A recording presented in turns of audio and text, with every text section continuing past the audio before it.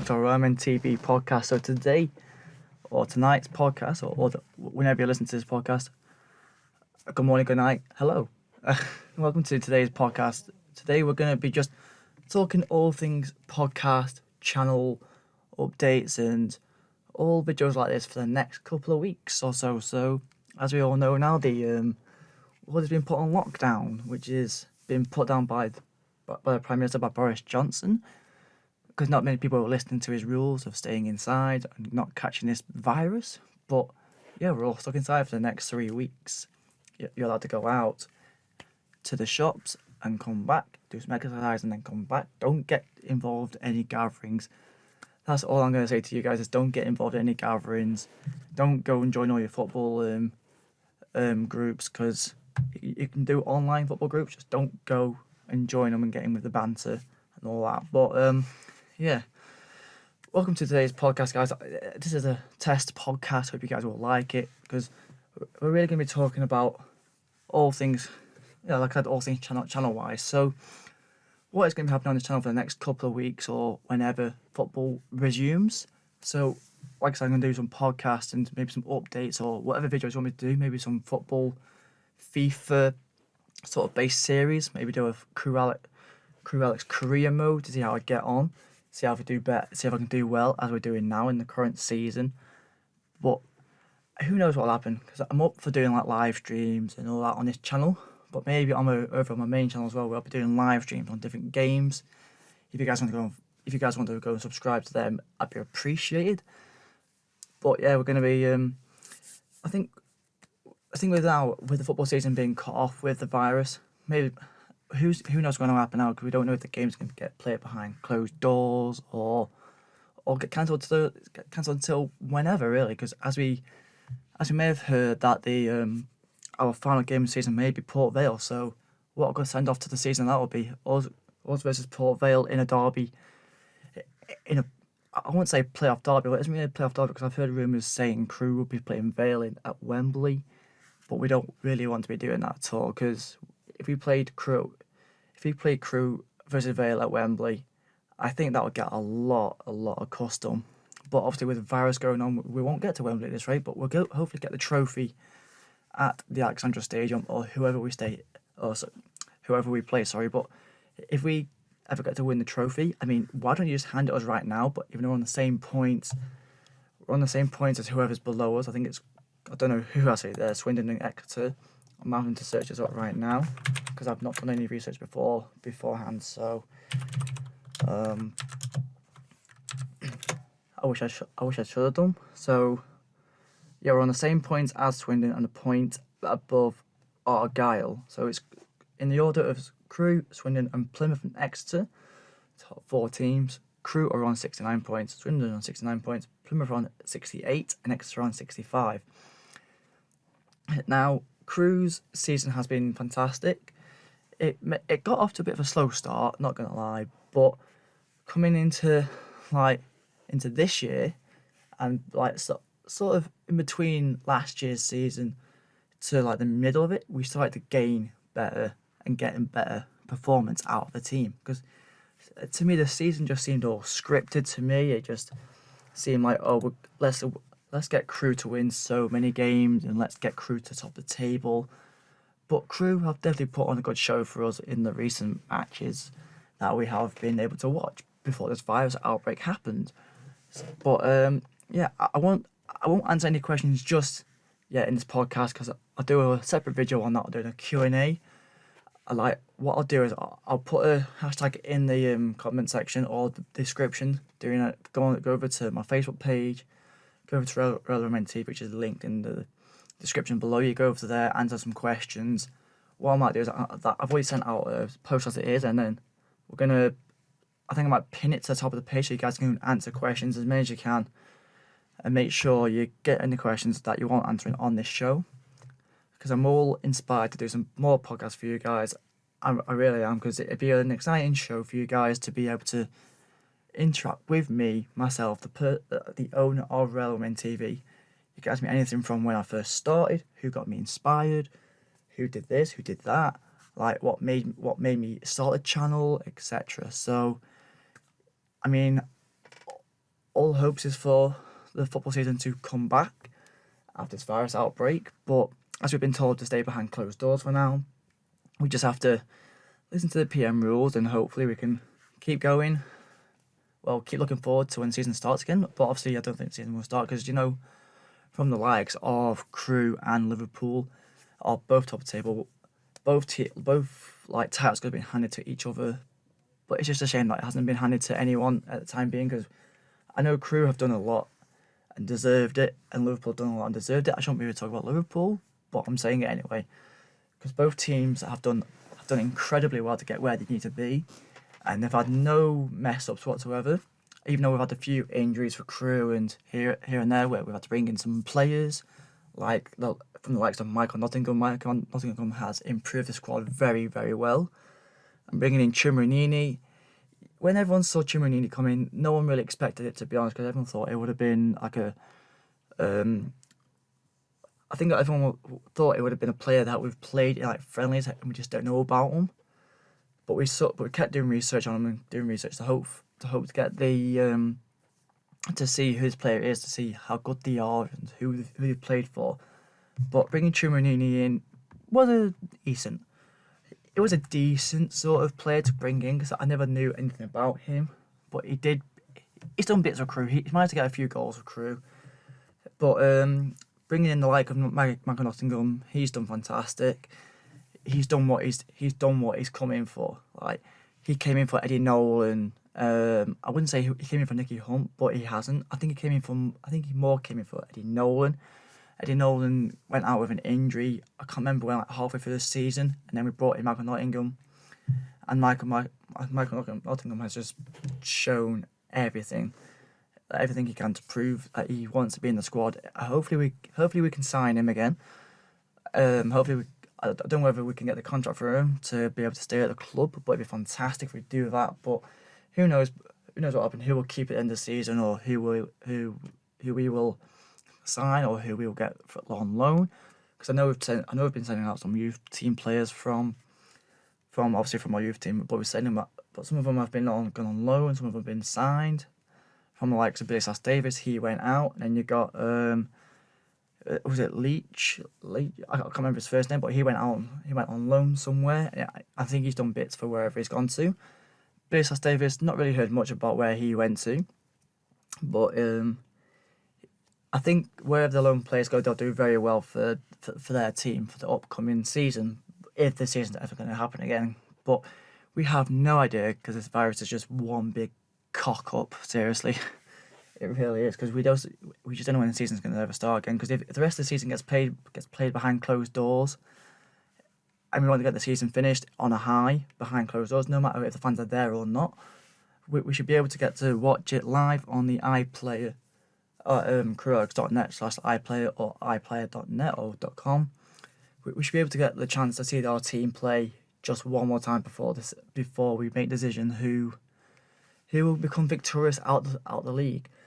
But you just never know really who's going to get the title. But it's like a tough one between Crewe and Swindon, because the goal difference between Crewe and Swindon is 1 point between. We've out of our last 5, we've won 2. Out of Swindon's last 5, they won 3. So that's a tough battle, that is, for the top.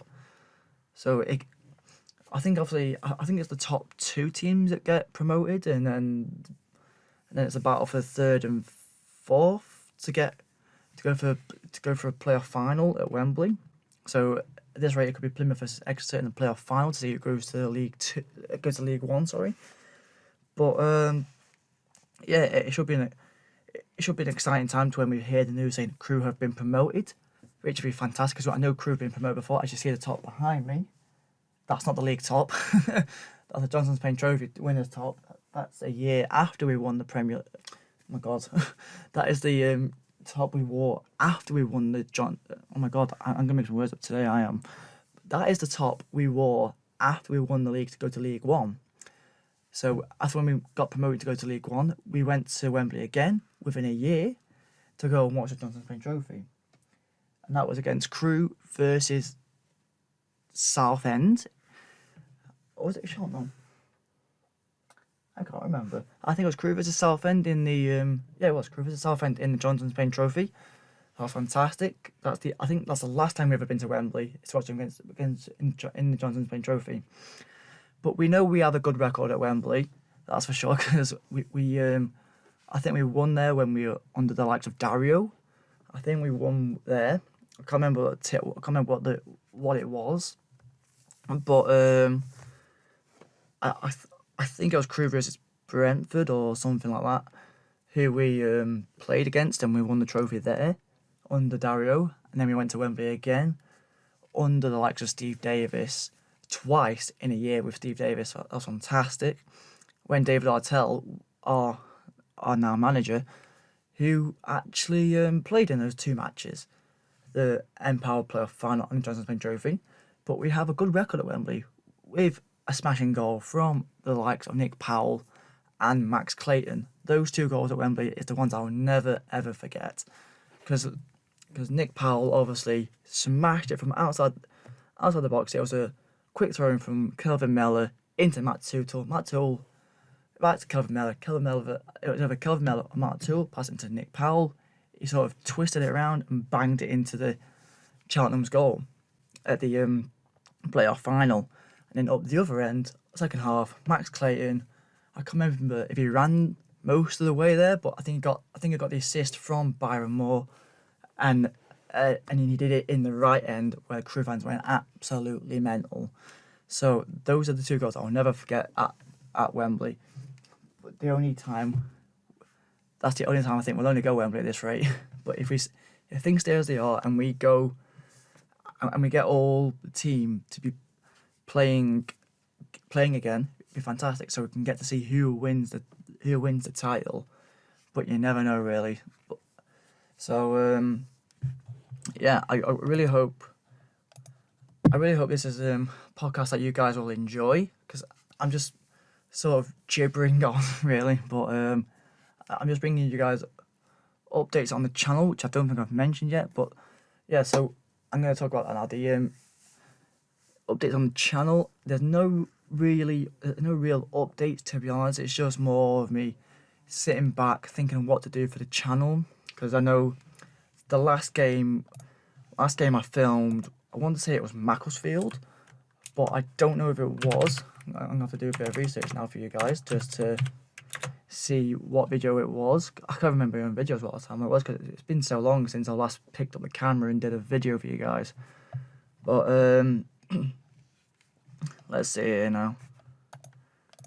If the internet decides to load tonight, because I think the internet's going to absolute meltdown after the news after the breakdown, to be honest. But I